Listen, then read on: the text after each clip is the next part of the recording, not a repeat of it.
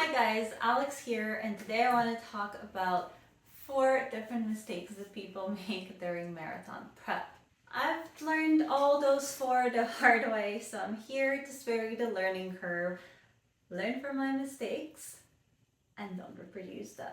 A little bit of background about my running experience. I'm not a professional athlete, I'm just a regular day-to-day person. I used to run in university. That's when I did my one and only half marathon, and eventually that fizzled out with the stress of university. And I restarted once I had a full-time job. Wanted to train for a marathon, but unfortunately, I crushed my own dreams by not paying attention on the road when I was running and instead staring on my phone, trying to plan my route, and I stepped off the path and twisted my ankle. Fast forward to last year, I restarted running with my dog, who is now old enough to join me on my runs. And I am here now trying to see if it is the year that I'll get to scratch off marathon off my bucket list. We will see. I do have some pre-existing injuries, but everything seems to be looking okay. And I'm happy to say that I have completed my first week of marathon training today. So fingers crossed. All right, let's get into those 4 mistakes. Mistake number 1, and I see this happen quite often, especially when I talk to friends, is not having a plan. So it's really funny when somebody goes to the gym to weight lift, get stronger, we always tell them make sure you have a plan. But when it comes to running, a lot of people just put on their shoes, go outside and start running. Maybe aiming for 2 kilometers, and they start increasing the distance more and more as they go without necessarily planning out how often they're going to run a week, what's the speed at which they're going to be running, and for how long. Running puts quite a high impact on your body. If you plan your runs wrong or if you run too fast, you can have your joints be overused and you can still get injured. So it is actually an activity that is very, very important to have a plan for. The plan I'm using is actually in a book that a friend of mine gave me a few Christmases ago. It's the Hanson First Marathon book. And it is a wonderful book because it doesn't only have marathon plans, it also has a 0 to 5K plan, which I've used on multiple occasions when I want to get back into running. A running plan will not feel as important if you are younger. So let's say in your teens, your body is so primed for physical activity and adapts so well that you might not feel the need just yet. And 2, if you're running a shorter distance.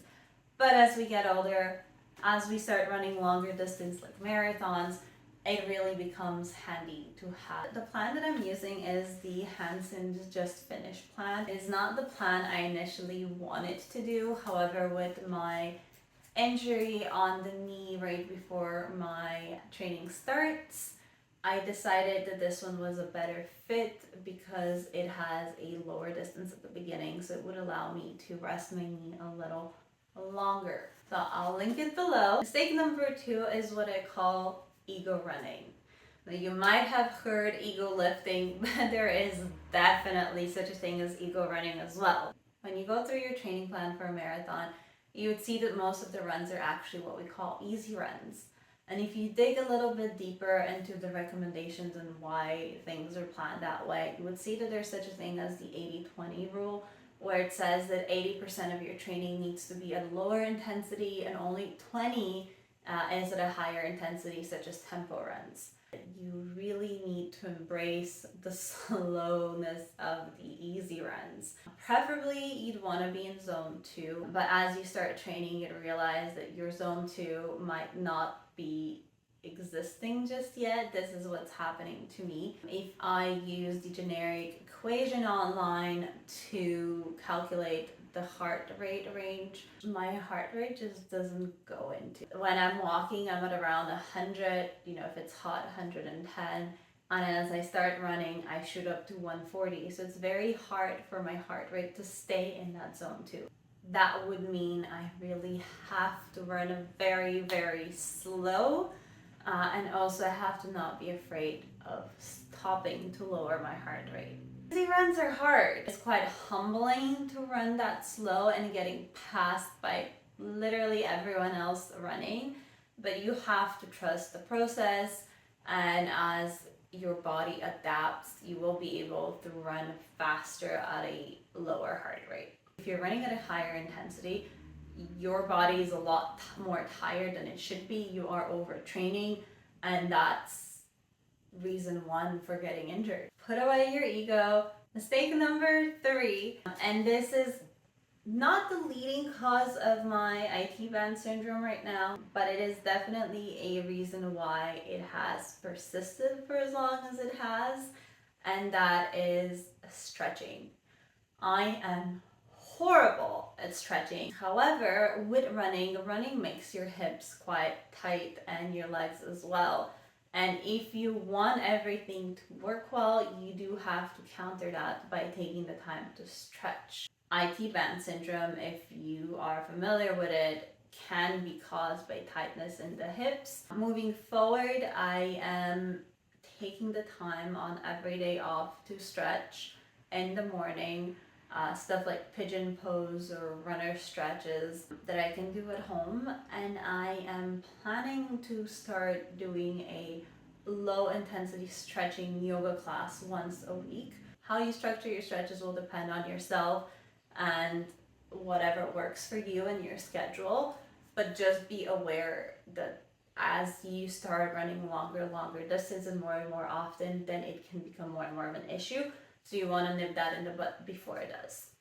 And mistake number 4 is hydration. You might be aware of this, but when you run, you usually sweat. And when you sweat, you don't only lose water, you actually lose minerals that are important to your body as well. So when you hydrate, it's important that you restore those electrolytes. And that's where electrolyte drinks come in. When I restarted running this time around, I realized that I was quite dehydrated, and even if I drank a lot of water, I didn't get that satisfied feeling that my body was actually hydrated until I started drinking electrolyte drinks. I make my own electrolyte drink at home. I squeeze half a lemon juice into 2 glasses of water, and I put some honey and some salt in there. But you can also just buy Gatorade drinks or any other electrolyte drinks. It's just a question on preference. The important thing is that you do balance those electrolytes, because they are important for your muscles to perform well, they're important for your cells to perform well, and in a severe case of electrolyte balance, you can even go into hard arrest. So make sure you stay hydrated, make sure you drink your electrolytes, and that is it for me today. There are probably more tips that I will learn through my marathon prep that I would happily share with you in the future. But for now, if you have any tips of your own, make sure to write them down in the comments and like and subscribe, and I'll see you next week.